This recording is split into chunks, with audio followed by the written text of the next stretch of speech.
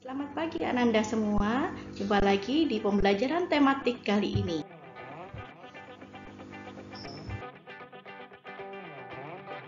Kali ini kita akan belajar tentang tematik tema 2, subtema 1, PP 3 dan 4 tentang tanggung jawab sebagai anggota masyarakat dan jenis-jenis bidang usaha ekonomi. Tujuan pembelajaran kita kali ini adalah mempelajari pengertian dan macam-macam tanggung jawab, menunjukkan sikap tanggung jawab sebagai anggota masyarakat, dan mengidentifikasi jenis usaha serta bidang usaha yang ada di masyarakat. Nah, anak-anak, kita review dulu ya pembelajaran sebelumnya. Semua makhluk hidup memerlukan oksigen untuk bernafas. Oksigen tersedia melimpah jika lingkungan kita bersih dan banyak tumbuhan hijau. Menciptakan lingkungan bersih dan banyak tumbuhan hijau menjadi tanggung jawab kita. Indonesia dikatakan sebagai paru-paru dunia. Sebutan ini disematkan karena di Indonesia terdapat hutan yang sangat luas. Daun-daun di hutan mengeluarkan oksigen yang melimpah. Oksigen merupakan unsur yang penting bagi kehidupan. Namun sayangnya, hutan kita semakin berkurang akibat kebakaran atau penebangan hutan yang secara liar. Pemerintah dan rakyat berusaha untuk menjaga kerusakan itu. Salah satunya adalah menanam kembali pohon yang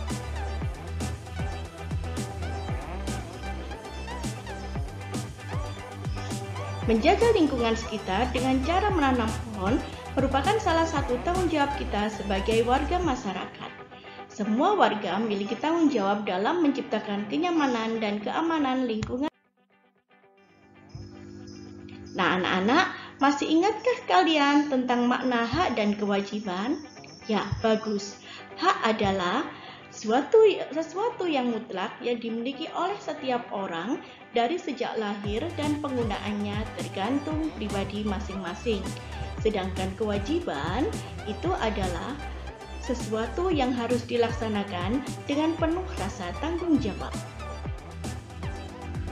Apa sih tanggung jawab itu? Nah, ternyata tanggung jawab itu melekat pada setiap orang loh. Pengertian dari tanggung jawab adalah kesadaran manusia akan tingkah laku atau perbuatan baik yang sengaja maupun tidak sengaja.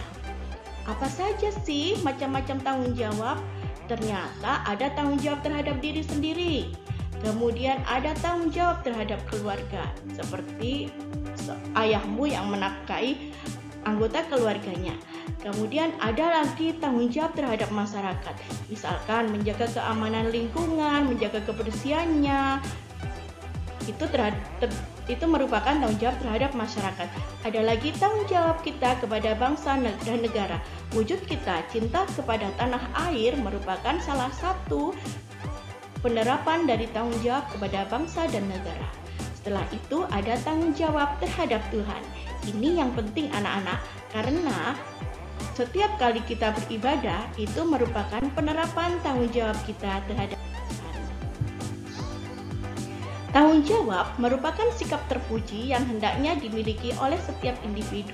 Tanggung jawab juga mencerminkan nilai karakter setiap individu. Jadi karakter seseorang tercermin dalam sikap tanggung jawabnya, baik terhadap diri sendiri, orang lain, masyarakat. Apa sih contoh bentuk tanggung jawab sebagai masyarakat? Nah, coba diperhatikan ini gambarnya. Hidup bersama dalam masyarakat sangat penting karena Allah menciptakan manusia untuk saling melengkapi, saling membantu, dan saling menghormati. Setiap orang tidak bisa hidup sendiri tanpa bantuan orang lain. Oleh sebab itu, manusia disebut dengan makhluk sosial. Nah, untuk menjaga hubungan baik antar warga masyarakat, maka setiap warga masyarakat hendaknya sadar akan tanggung jawabnya sebagai anggota masyarakat. Nah, anak-anak, masih ingat kan pembelajaran yang kemarin tentang kondisi alam yang beragam? Kondisi alam yang beragam di Indonesia menyebabkan kegiatan ekonomi antara satu daerah dengan daerah lainnya berbeda. Selain itu, keberadaan sumber daya alam di suatu tempat juga akan mempengaruhi kegiatan ekonomi masyarakat setempat. Hal ini disebabkan setiap orang harus bertanggung jawab untuk memenuhi kebutuhan hidupnya agar dapat meningkatkan kesejahteraan. Nah, anak-anak, apa sih pengertian dari kegiatan ekonomi? Nah, ini ya, dijelaskan sama Bu Ita. Kegiatan ekonomi itu adalah suatu kegiatan atau usaha yang dilakukan manusia untuk mewujudkan atau memenuhi kebutuhan hidupnya. Tindakan ini melibatkan produksi, distribusi, dan konsumsi. Perhatikan anak-anak, gambar berikut ini. Ini adalah gambar jenis usaha.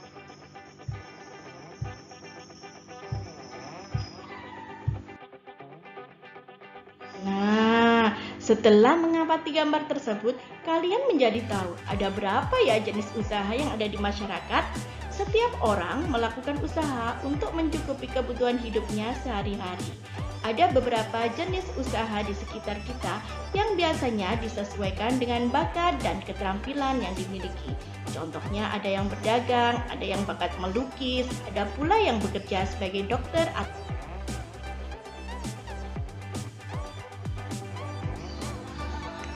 Apa saja tadi jenis-jenis usaha? Oke, bagus sekali. Jenis-jenis usaha terbagi pada beberapa bidang usaha, antara lain pertanian, perindustrian, perdagangan, jasa, pertambangan, serta pariwisata. Pada bidang pertanian, terbagi menjadi usaha pertanian, usaha perikanan, usaha peternakan, dan pertambangan.